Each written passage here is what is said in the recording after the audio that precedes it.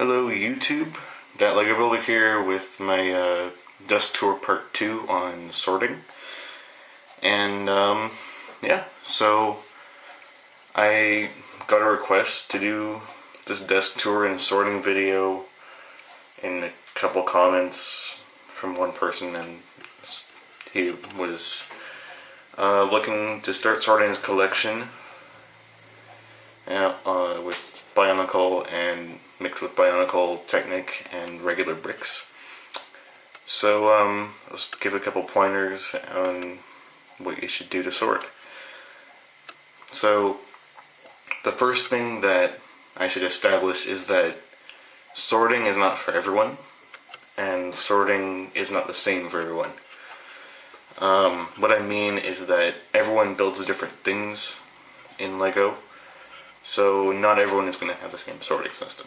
So don't use this video as a direct guide on how to sort your collection, but more like general guidelines. Okay, so just want to make that very clear. But if you want to copy exactly what I'm doing, then go ahead. I'm not going to tell you not to, but just remember that it's your collection that you're sorting. So, yeah. So, I guess the first thing I should say is what containers you can use to sort, because that needs to be established pretty early on. So I decided to go with these drawer units. I got this one at Canadian Tire, and I got this one at Lowe's, and I have two of these ones. The good thing about both of these is that the small drawers are exactly 6 studs wide. So they fit plates really well. And for example, this one, the bottom part doesn't have 6 long, so you use that for smaller black pieces, it looks like. Black click hinges. And the top, I have these larger plates that are 6 studs wide, and they fit very well in the top. This one came with dividers. So in this drawer here, I have bamboo and flower stems or grass, whatever you want to call it, and it's divided up with this large divider. And in this one I have brown plates, and I've separated the 1x2s from the 1x3s and 1x4s using a small divider. And these dividers are compatible with both sets, even though they were made specifically for this kind of drawer. So that's a really good thing. That's a nice thing about a lot of these sorting systems, is that they're pretty universal, even though there's a few slight differences, but they're pretty much the same for all of them. It's the same concept. You can get both of these drawers for around $40 in Canada, probably a bit cheaper in the States. But I paid between $30 and $40 for each set of drawers. And this one has a bunch of drawers, I think 6x5 small, and then 9 large ones in each one. So that's good. I got a mixed set here, but you can get them in just the small or just the large drawers, and that's also good for sorting. If you want to make it a little bit more portable or easier to move around. But yeah. So I do kind of mix between medieval and sci-fi. So I have my browns and my grays for the most part. And then a couple of odd colors here and there in the sorted part. But mostly it's browns and grays and plants and that kind of thing. Also jumper plates and other things that are specific or unique pieces. I've got a couple minifigures in this part. I've got battle droids up there. So that's how I sort it. I sort it by color family, and then, well, color family first, and then by size. So, for example, the black, I know it's a bad example, but because it's kind of hard to see. But I've got these larger black plates, which I have quite a few of. And the minifigure just fell, but whatever. And then I've got smaller black plates. And then all of my black is in the same section along here that you can see. But yeah, I just keep it organized that way. On this side I have kind of brown pieces, brown slopes, brown plates, barrels, and brown chairs. So, yeah, and then I've got corner plates. And I've also got these things, 1x1 trimmed green. So, yeah. The main point, I organize mostly by color family and then by size. Someone else might be really into kind of sculptures. So their collection is going to be really organized by color, like me. Someone else might do animations. So they would have pre-built backgrounds and things, well sorted, and then minifigures and other accessories well sorted. Me, I'm not into minifigures as much, but I do keep my accessories organized like this in these kind of Craftmates boxes. And they lock, so you have to push them in. So they're pretty portable. I'm taking them somewhere for any reason. But yeah, I've got kind of weapons and tools and other gear, cups, trolleys.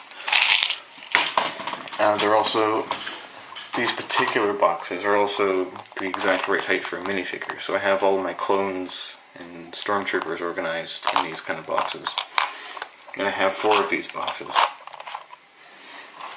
So, that's that. But yeah.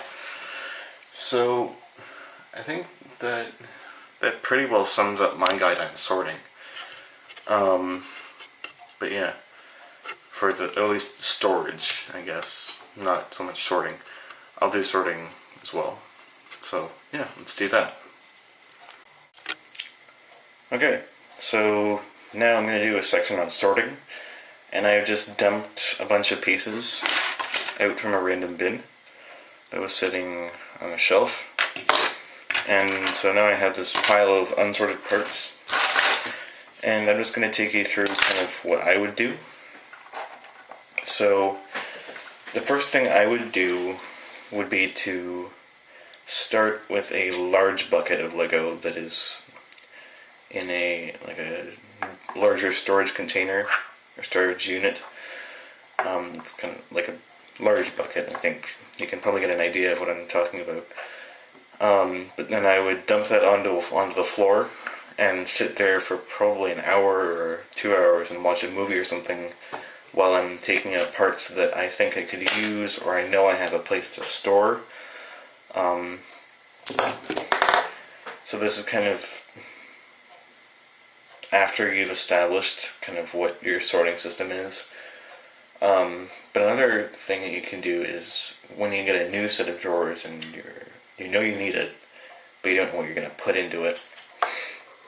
I'm sorry if this is kind of hard to understand, but once you get down to it, it's all about just picking a day where you don't have anything else to do, and you just sort your Lego. So yeah, it's kind of tedious for me, but for some people it's the most fun about Lego. But yeah, so let's see. So I have these cones here that are already stacked up, and I know I have a place to put these. So I would put these to the side, off to the side here, and then I would make piles of just general things. So, but when you're doing the large buckets, you just put aside anything that looks useful or that you can sort into one big pile, and then I would take that pile and put it on my desk and then do this with it. So this is kind of the final stage of sorting that I'm showing you, but the large stage is pretty simple and unique for each person. So, I know I have a place to put this arch, put that to the side, and I will then keep a lookout for a matching thing to this arch, or arc, or whatever you want to call it. Also these blue studs, I can sort these. So I put them into piles where I know I can sort them. The brown cheese slope, some black angled plates, there's a pair there, little Ewok cannon, black pole, light pole, oh, and this toothpiece, I can sort that too. So just know what you're building, keep what you want to build in mind when you're doing this. Got all these wheels for treads here. These kind of train wheels and such. And these large tires. But yeah, so that really the main point of sorting is to make it easier for you as a builder to build things. I guess another tip that I should give is that a good time to sort is when you have a large mock, like a large thing that you've built just out of your Lego bins, and it's sitting on your desk or somewhere, and you want to take it apart, and you want to sort at the same time. So you just take the stuff from that and then make drawers. So, really there's no ideal way to sort your Lego, but it's unique for each person. So I hope this helped, and I hope you have fun sorting. For me it's tedious, but it can be very rewarding. So, yeah. Have a good day. Happy building. That Lego Builder signing off. Be sure to subscribe to this channel for more tutorials and things of this sort. So, leave a comment and say if it helped. So yeah, have a good day.